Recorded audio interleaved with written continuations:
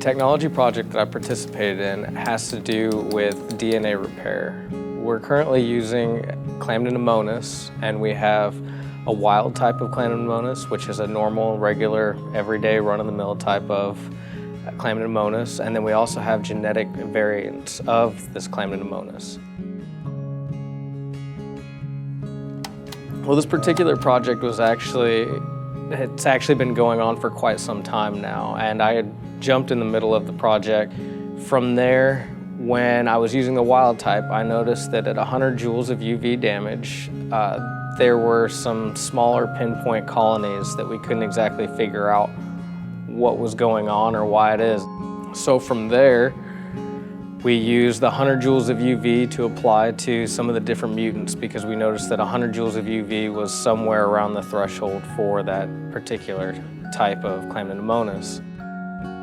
I took a general 100 level biology class, survey of biology, during the summertime with Dr. Sue Kane. And from that point on, I was just fascinated with science. He kind of displayed some real inquisitive nature, was constantly asking questions, wanted to connect to prior learning.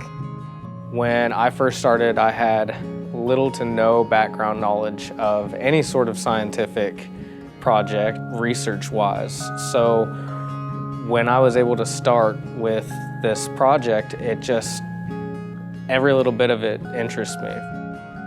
I broke off a section of the research for Kyle to start working on, and he dove in and really started to investigate, and you could tell that he was thinking about it even when he was not sitting at the research bench.